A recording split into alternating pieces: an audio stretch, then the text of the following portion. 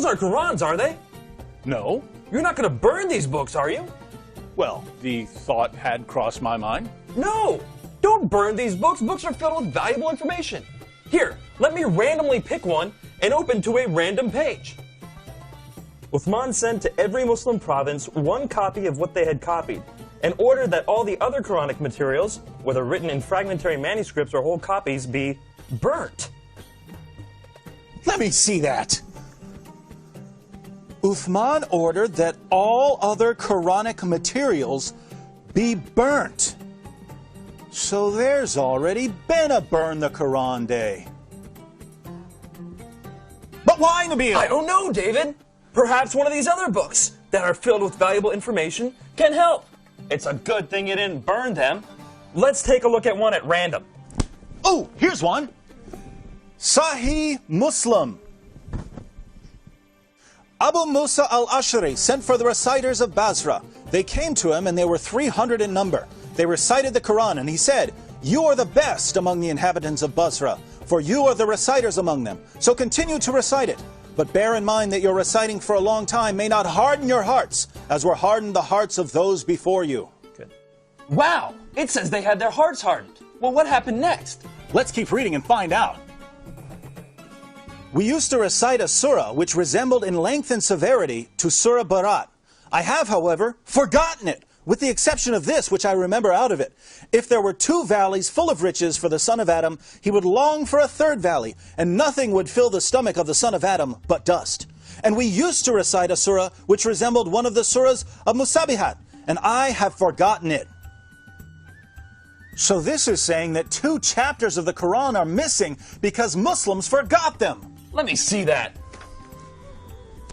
You're right. This is saying that 2 entire chapters are missing because Muslims forgot them. Hey, Nabil, look at this. Ubay was the best of us in the recitation of the Quran, yet we leave some of what he recites. Ubay says, "I have taken it from the mouth of Allah's messenger and will not leave it for anything whatever." Wasn't Ubay the best reciter of the Quran? Yes! And wasn't he one of the best 4 teachers of the Quran? Yes! But he says stuff in his Quran that is not in this Quran. Let me pick a random verse from this Quran and read it. Surah 33, verse 6. The Prophet is closer to the believers than their own selves, and his wives are their mothers. Oh look, here's a footnote. In some qira'as, like that of Ubay ibn Ka'b, occur also the words, "and he is a father of them." So Ubay, one of Muhammad's top teachers of the Quran, had words in his Quran that aren't in this Quran. But was he the top teacher of the Quran? Surely Zayd ibn Thabit, who put together the Quran we have today, was Muhammad's top Quran expert. Well, actually, Ibn Masud was the first name that Muhammad mentioned when it came to learning the Quran. You know, surely one of these books would have something about him. Oh, look, here it is. I heard the Prophet saying, "Learn the Quran from 4. Abdullah ibn Masud, Salim, Mu'ad, and Ubay bin Ka'b." I wonder what Muhammad's top teacher of the Quran has to say about it. Let me pick up another one of these books at random. Here's one. The people had been guilty of deceit in the reading of the Quran.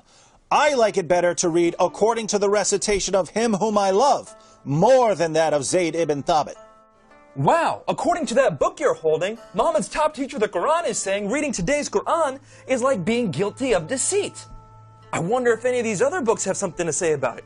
Here, let me look at this one. Oh, there it is. O you Muslim people, avoid copying the Mus'haf in recitation of Zayd bin Thabit. By Allah, when I accepted Islam, he was but in the loins of a disbelieving man. And it was regarding this that Abdullah bin Masud said, "O people of Al-Iraq, keep the masahif that are with you and conceal them." So Muhammad's top teacher of the Quran says that today's version is deceptive and that we should avoid copying and reading it. But now I'm confused, Nabil. Muslims have always told me that the Quran has been perfectly preserved right down to the letter and that the evidence proves this. That's what I was always taught. I'm sure one of these books will tell us that the Quran was perfectly preserved. How about that one? Let's see. It was narrated that Aisha said, "The verse of stoning and of breastfeeding an adult 10 times was revealed, and the paper was with me under my pillow.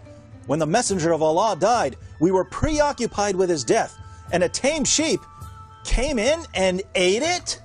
The verse of stoning and the verse of breastfeeding? David, are these verses in the Quran? No! Then why not? Because Aisha's sheep ate them! David, we should read all these books and get to the bottom of this.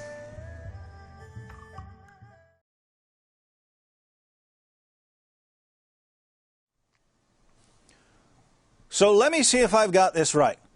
Muhammad died, and no one had compiled the Quran. The people who had memorized large sections of the Quran were sent into battle by Abu Bakr, and they were slaughtered. Muslims lost a ton of the Quran that day. Abu Bakr didn't want to lose any more, and so he had Zayd ibn Thabit put together what was left and compiled it into a manuscript. And soon thereafter, people started compiling their own manuscripts, and large disputes began to happen over what should be included in the Quran. Ibn Masud had only 111 chapters in his Quran, while Ubay ibn Ka'b had 116 chapters. And Zayd, who compiled today's Quran, only had 114 chapters. According to Muslim sources, entire chapters of the Quran were lost. Large sections of chapters have been lost. Individual verses have been lost. And in the end, Uthman put together what he could, put out his own official version of the Quran, and burned all of the evidence. Wow. Sure, I'm glad that no one burned this evidence. Nabil, let's agree that we're never going to burn any book, no matter how much we disagree with it. Yes.